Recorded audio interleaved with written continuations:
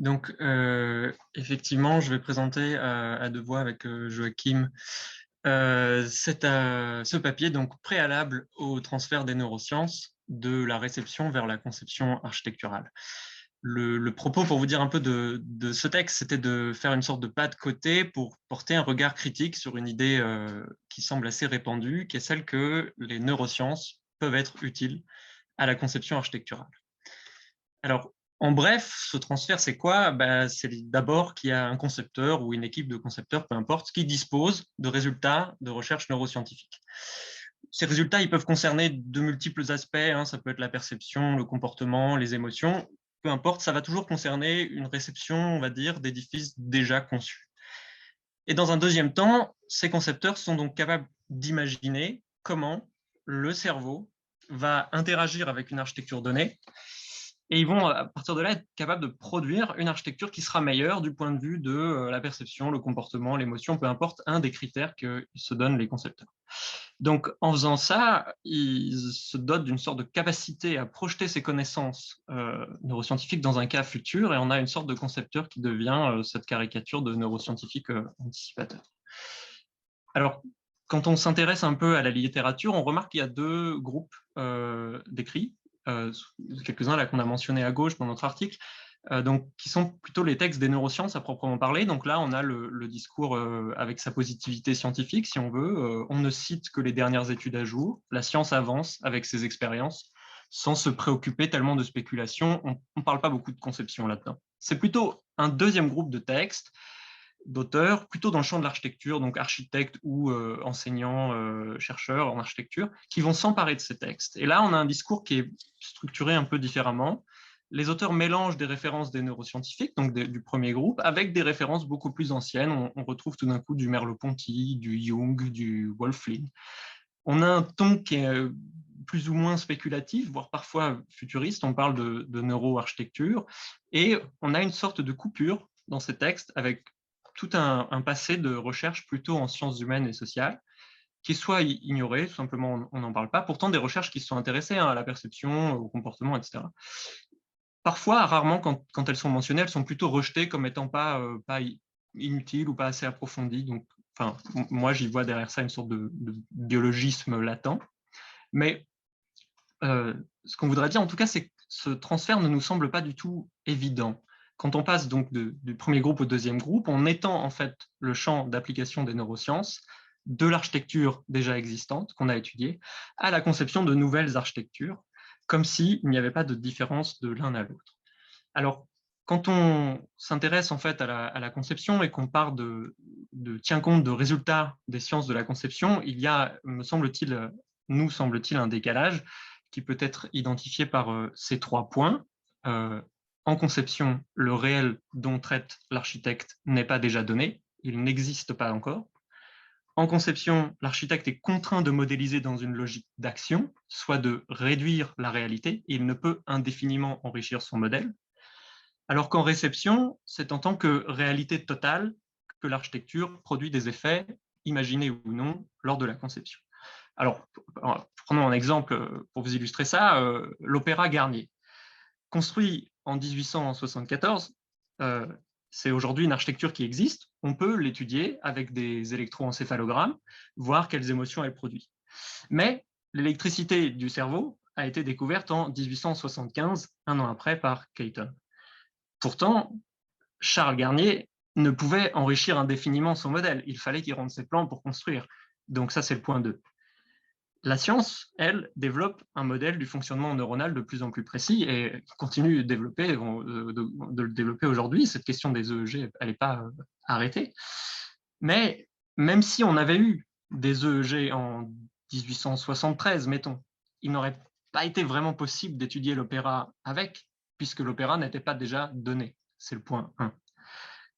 Alors que la science a tendance plutôt à isoler des variables pour connaître leurs effets. Donc, par exemple, on peut s'intéresser à la couleur de l'espace de l'opéra et ce qu'elle produit en termes d'électroencéphalogramme. Mais le visiteur, lui, dans l'opéra, il a une expérience totale de l'opéra. Les éléments architecturaux ne sont pas isolés, ni les uns des autres, ni du contexte. C'est le point 3. Tout cela concourt selon nous, à faire de cette situation de transfert une situation probabiliste.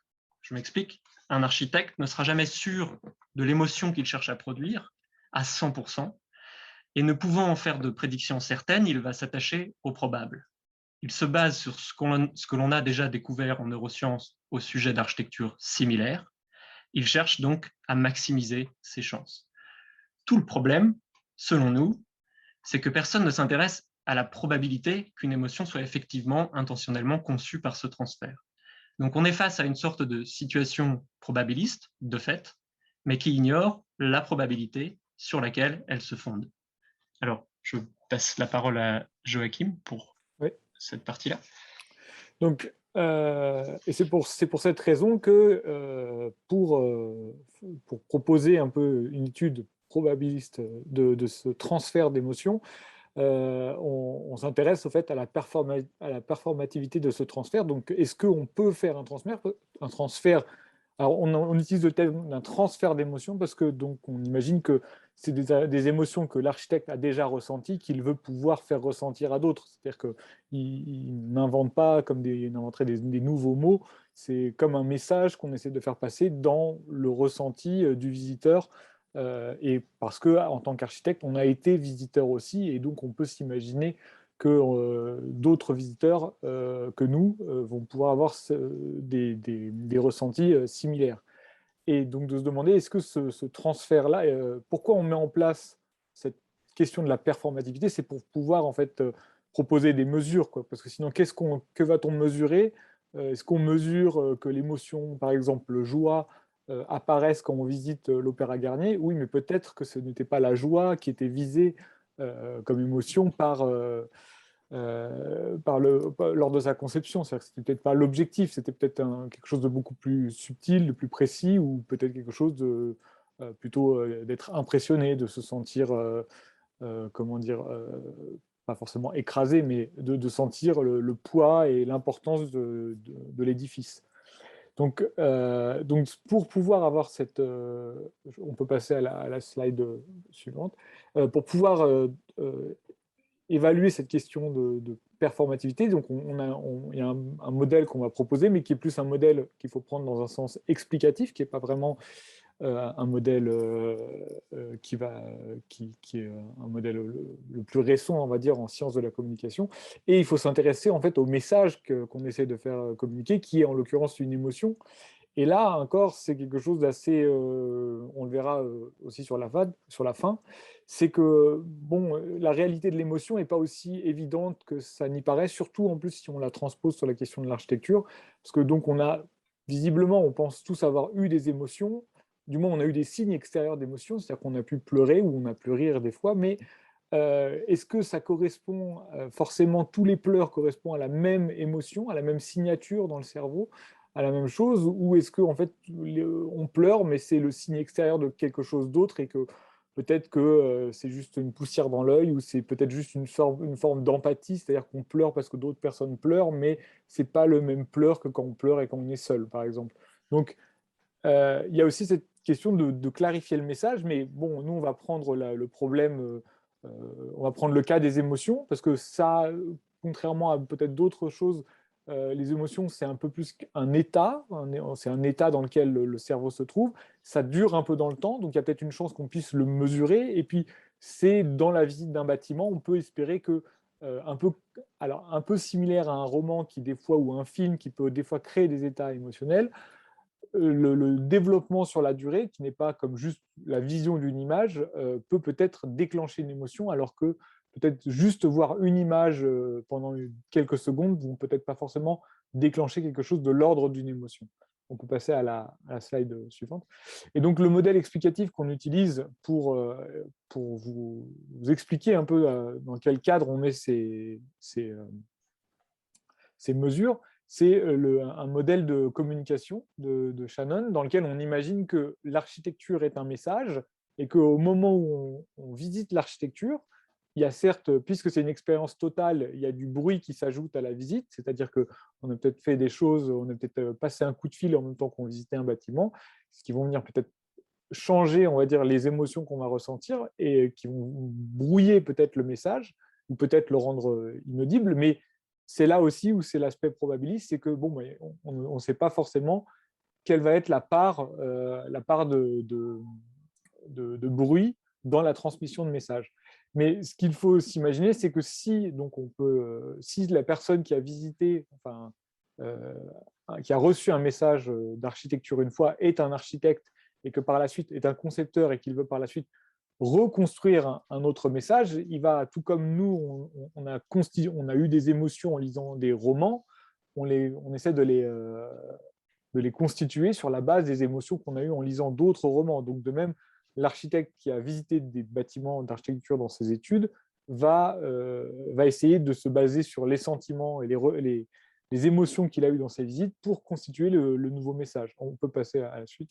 Donc, dans une architecture N+1, il va mettre en œuvre en fait, son expérience pour transmettre le message. Et donc, pourquoi on double ce modèle? C'est bon pour expliquer que la constitution du vocabulaire émotionnel, on va dire, de la transmission de ce message, elle se passe en fait d'architecture en architecture et que la référence, c'est peut-être pas forcément le mot joie ou tristesse, mais plutôt des émotions qu'ont ressenties des gens dans des cadres d'architecture. Et après, c'est de savoir ça ressemblait à de la joie ou de la tristesse, mais c'était peut-être pas forcément la même joie ou la même tristesse que celle qu'on peut ressentir dans des événements de la vie ou quand on lit des œuvres, des romans ou quand on voit des films ou on écoute des musiques. Et donc, on peut passer à la dernière slide. Ça rajoute une couche qui est présente aussi dans le modèle de Shannon, qui propose que pour améliorer donc, la transmission des messages, il faut prendre en compte qu'il y a des informations de correction du message, donc la correction de ce qu'on ressent et de faire la part des choses, de comprendre si ce qu'on ressent est dû à l'architecture, dû à des événements extérieurs à l'architecture, et de se concentrer sur quels sont les éléments sur lesquels le concepteur peut agir dans l'architecture pour maximiser la probabilité que son message, l'émotion qu'il veut transmettre, sera transmise au visiteur en supposant des conditions idéales, c'est-à-dire le bâtiment qui n'est pas abîmé ou qu'il n'y ait pas de perturbation ou d'événements particuliers ou d'interaction avec des personnes avec des interactions un peu trop fortes en émotion qui viendraient couvrir un peu le message émotionnel que tenterait de transmettre l'architecte. Voilà. Je repasse la main à Louis. Oui, peut-être juste pour dire qu'en fait, cette information de correction, c'est aussi potentiellement là que les neurosciences pourraient apporter quelque chose de fondamental, c'est-à-dire aussi des généralisations et de sortir du cas particulier. Enfin, bien sûr, ceux qui font l'expérience de plusieurs architectures peuvent combiner ces expériences pour leur donner du sens et voir etc. Mais c'est là où on attend, en tout cas, des neurosciences, quelque chose de fondamental. Du coup, oui, donc effectivement, donc, on a parlé d'une situation probabiliste et donc notre méthode, c'était de proposer des probabilités pour tenter de mieux comprendre les enjeux de ce transfert. Alors, on va juste formuler des probabilités, on ne va jamais les calculer, vous verrez. En fait, faire ça, formuler des probabilités, c'est un peu, quelque part, faire ce que personne ne veut faire. En tout cas, c'est l'impression qu'on a. C'est un peu aussi le retour que nous ont fait les reviewers. On a l'impression de faire le sale boulot. Parce qu'en fait, ça soulève de gros problèmes. En modélisant la probabilité, on doit faire des hypothèses et c'est coûteux. Et pour nous, donc, on va vous proposer 3 approches. Il n'y en a aucune qui est la bonne, pas du tout. Ce sont plutôt les problèmes qu'elle soulève qui nous semblent intéressants. Alors, donc dans le cadre qu'on vous propose, l'univers de la probabilité, ce sont les états mentaux de quelqu'un qui fait l'expérience d'une architecture, donc émotionnelle ou pas. Mettons qu'un architecte cherche à produire l'émotion joie. L'événement qui donc nous intéresse, c'est ce qu'on va noter EJ, E accent aigu J, l'émotion joie. Et on se pose la question de comment formuler la probabilité de EJ, P de EJ. Alors, la première tentative qu'on va faire, c'est de modéliser cette probabilité à partir des facteurs des émotions. En fonction de ce qui va causer une émotion, on peut tenter de chercher à évaluer les chances d'un concepteur. Ce qui est en particulier intéressant, nous semble-t-il, ce sont les facteurs architecturaux de l'émotion EJ, qu'on va donc noter X. Ça va être l'espace, la matière, les volumes, etc. Finalement, ce qui est sous contrôle de la maîtrise d'œuvre. Et puis, on va donc les différencier de facteurs non architecturaux, parce qu'on se doute bien qu'il y a d'autres raisons à une émotion, comme disait Joachim tout à l'heure, enfin, votre état d'esprit, si vous venez d'apprendre une bonne nouvelle, si vous êtes accompagné, etc. Avec l'opérateur de cardinalité, on peut formuler une probabilité qui est les facteurs architecturaux des émotions sur l'ensemble des facteurs. On formule ça donc avec nos ensembles X et Y, donc c'est l'ensemble des X sur l'union des X et des Y. La question intéressante, me semble-t-il, qu'on peut commencer à poser à partir de là, c'est de savoir dans quel sens va pencher la probabilité. Plus X est lourd par rapport à Y, plus la probabilité sera grande de produire une émotion. Alors, pour autant, en regardant certains travaux de sciences humaines et sociales, qui sont d'ailleurs plutôt des travaux ignorés, comme on disait tout à l'heure, certains auteurs ont l'air de dire que l'espace, finalement, est un aspect bien moins important que tout un tas d'autres facteurs psychosociaux, politiques, la perception d'un interdit qui n'est pas matérialisé dans l'espace, par exemple. Dans ce cas, ça voudrait dire que X est moins lourd que Y. L'architecte, lui, pourrait plutôt avoir tendance à surestimer l'importance de ce qu'il connaît le mieux. C'est un biais de familiarité tout à fait normal, et donc il voudrait plutôt inverser ce rapport-là. Mettons que X et Y pèsent autant. Bon, c'est une hypothèse, simplement pour se dire qu'on ne surestime ni l'un ni l'autre. Ça semble être l'hypothèse la moins coûteuse, peu importe, on peut en discuter. On peut, à partir de là, se poser la question de qu'est-ce qui se passe? Eh bien, dans ce cas, l'union des facteurs architecturaux et non architecturaux pèse 2 fois le poids des facteurs architecturaux, donc la probabilité est de 1,5, autant jouer à pile ou face. Quand on fait ça, évidemment, on fait des hypothèses de modélisation, on peut ne pas être d'accord, mais au moins, ce qui nous importe, c'est de savoir sur quoi on n'est pas d'accord. Par exemple, hein, pour vous donner, on n'est pas du tout convaincu de ce résultat-là, mais ça nous permet de critiquer notamment l'usage de la cardinalité, parce que ça suppose que tous les facteurs ont un poids égal. Et donc, comment déterminer ce qui pèse plus lourd qu'autre chose? Donc ça, c'est une belle question, je pense, pour les neurosciences de l'architecture. Mais il faudrait aussi critiquer ce découpage qu'on a fait pour pouvoir avancer entre facteurs architecturaux et facteurs non architecturaux. Est-ce qu'il n'y a pas de facteurs intermédiaires? Comment est-ce qu'on ferait, par exemple, avec une approche par les ambiances pour traiter de cette question-là? On reprend une nouvelle approche pour essayer de faire autrement. On se dit que si on veut en savoir un peu plus sur les facteurs des émotions, on va chercher une théorie des émotions qui va nous dire quels sont ces facteurs. Ici, ce qui nous importe, c'est de voir que ces théories ont évolué au cours de l'histoire des sciences, et donc cette histoire des sciences nous donne un recul qui peut être intéressant, et enfin, selon nous, qui sert presque de mise en garde. Alors, je vais aller un peu vite, hein, mais c'est un peu plus détaillé dans notre texte. On a considéré 4 théories. La théorie périphérique des émotions, elle affirme essentiellement que les facteurs des émotions sont physiologiques. Si vous voulez, une personne est triste parce qu'elle pleure. Les changements dans les muscles, dans la peau, dans les viscères sont perçus, on a une perception de son corps, et cette perception provoque des émotions.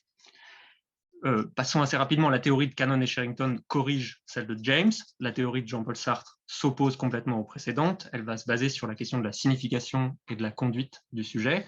Je dis un tout petit peu plus sur la première et la dernière. Donc la dernière théorie, plus récente, celle de l'acte conceptuel, elle conserve tous les facteurs des sensations, sensations du monde, sensations de son propre corps, et elle les combine avec un processus de conceptualisation. Ici, des expériences culturelles et des constructions sociales et collectives vont coder la réalité émotionnelle. Alors, quand on dit ça, on brosse une sorte de panorama hyper court de quelques théories comme ça. Qu'est-ce que ça veut dire pour notre probabilité?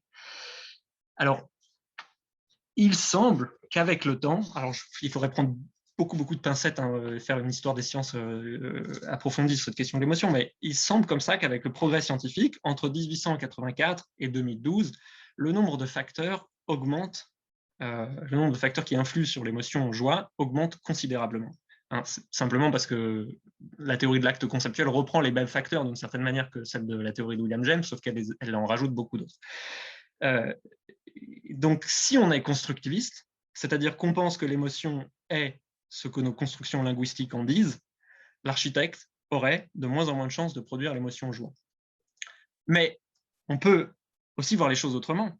Si on considère qu'il y a une réalité immuable à l'émotion, qui serait donc indépendante de nos concepts, qui signifierait donc qu'on soit réaliste, mieux on connaît l'origine des émotions, mieux l'architecte peut tenir compte de ces facteurs.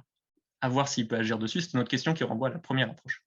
Mais le problème, c'est qu'entre constructivisme et réalisme, une discussion très intéressante peut se mener, mais c'est difficilement décidable.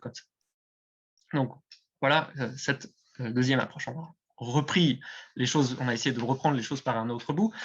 Cette dernière approche, elle consiste à se baser sur le type d'émotion visée. Est-ce que la joie n'est pas plus probable qu'une autre émotion? Et qu'est-ce qui se passe? Qu'est-ce qui se passerait si on descendait à un niveau inférieur de catégorisation, par exemple, au niveau des affects sous-jacents aux macro-émotions?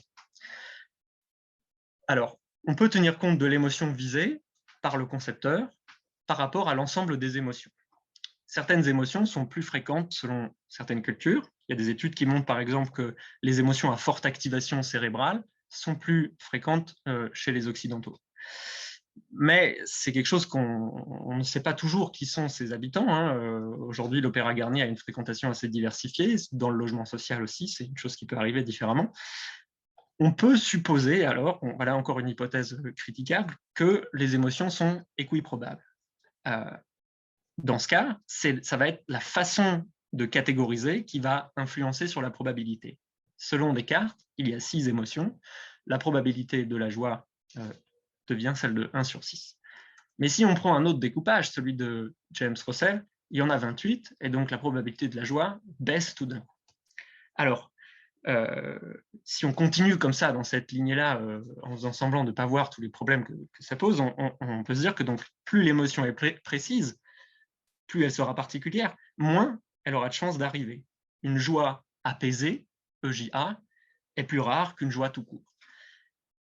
Alors, en généralisant, on dirait donc que les genres d'émotions plus généraux ont plus de chances de se produire que leurs espèces. Alors, on dit tout ça, pas tellement pour l'affirmer comme ça, comme une vérité, mais pour la critique qu'on peut du coup en faire, c'est que là, en fait, on formule une probabilité indépendamment de l'architecture. Et en même temps, on pourrait se dire que ça pourrait être intéressant d'avoir un offerte des émotions. Ça pourrait être très utile pour un architecte qui saurait à quoi s'attendre, quel que soit son projet déjà. Ça pourrait être une sorte de première base. Un autre problème, c'est de se demander si cette liste des émotions, elle est fixe et définitive. D'ailleurs, quand on rentre dans la question de la conception travaille justement sur une expansion de ce qui existe déjà. Mais si on arrivait à modéliser une probabilité qui tienne compte de cette expansion, évidemment, elle diminuerait fortement. Donc, voilà le type de problème que soulève cette situation probabiliste. Alors, j'ai conscience que c'était extrêmement rapide tout ça, mais pour arriver à quelques conclusions qui sont peut-être plutôt des ouvertures, on voit qu'on est absolument loin d'avoir fait le tour. On pourrait reprendre une 4e, une 5e approche comme ça, on pourrait tenter de les combiner. L'intérêt, selon nous, c'est de voir que les probabilités posent des questions intéressantes qui se trouvent au niveau des hypothèses que l'on fait. C'est des hypothèses qu'on peut juger caricaturales ou triviales, mais pour ça, il faut avoir exposé des hypothèses. Ce qu'on voit aussi, c'est qu'il y a plusieurs manières de formuler la probabilité. Ça voudrait dire qu'une émotion n'est pas plus ou moins probable, mais différemment probable. Savoir si telle architecture a plus ou moins de chances de susciter la joie n'a pas de sens, selon nous. En tout cas, pas tant que les fondements sur lesquels se fonde cette probabilité ne sont pas explicites. En guise de première ouverture, comme ça, il nous semble intéressant d'envisager que l'explication peut être inversée. C'est-à-dire, plutôt que de faire ce que laisse penser la neuroarchitecture, c'est-à-dire que l'identification de conditions architecturales co-occurrentes à certaines émotions est une aide pour concevoir des espaces architecturaux semblables et donc générant probablement des émotions semblables, on propose d'inverser l'ordre de ça et plutôt de penser que c'est concevoir des espaces architecturaux qui aident les neurosciences à identifier des conditions de co-occurrence avec des émotions. Les architectes, d'une certaine manière, produisent des occasions d'études neuroscientifiques, mais aussi, il me semble, des projets spatio-émotionnels singuliers. J'aime bien mettre cette image de Kistler, là, comme ça, qui me semble être presque une sorte de design d'expérience qui serait intéressant dans un protocole neuroscientifique adressé à l'architecture. Peut-être je passe encore une fois la main à Joachim, si tu veux. Oui, on a largement dépassé. Donc, de l'autre approche, si on veut persister, on va dire, dans une sorte de mesure des émotions produites par l'architecture ou ou de calculer des probabilités qu'elles arrivent, et malgré tous les problèmes qu'on a soulevés, je pense qu'il faudrait, donc, de ce que nous donnent les informations en neurosciences, s'éloigner des notions d'émotion que l'on connaît pour aller plutôt vers les notions d'émotion esthétique, et c'est de trouver plutôt ce que j'appellerais des sortes de signatures émotionnelles de bâtiments, plutôt que d'essayer de rattacher à des noms d'émotions que l'on rencontre finalement dans la littérature, à travers les œuvres romanesques, à travers les événements de la vie, parce que finalement ce sont des choses qui seront souvent sans commune mesure, puisque l'architecture se base sur notre capacité à nous situer dans l'espace, et que finalement une grande partie de notre cerveau est consacrée à l'aspect social et aux interactions humaines, et que c'est plutôt ça qui est une grande source d'émotions, et que on ne va pas avoir les mêmes émotions qui vont être déclenchées par finalement des fenêtres, des portes, des ouvertures et des volumes. Voilà. Donc, on a terminé. Merci beaucoup. Merci beaucoup pour votre présentation. Alors, on a quelques minutes restantes pour un échange questions-réponses. Est-ce que quelqu'un a des questions? Alors, il y a une question dans le chat de la part de Louisette. Qu'est-ce qu'une émotion esthétique?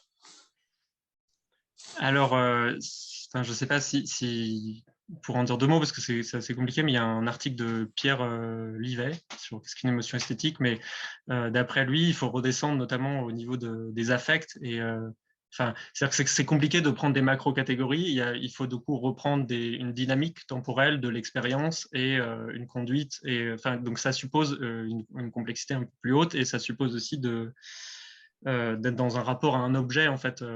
C'est qu'elle est suscitée par un objet esthétique. Donc, pour Pierre Livet, l'architecture en est un, mais au même titre que une peinture, une sculpture, etc. Et donc, c'est plus, voilà, là, je suis dans une pièce ici, j'ai peut-être une émotion, elle n'est pas forcément suscitée par la pièce. Enfin, c'est une manière de se focaliser sur quelque chose qui serait plus spécifique et donc plus traitable, je dirais, mais qui, du coup, échappe à toute la dimension quotidienne de l'architecture, qui est quand même importante, je crois.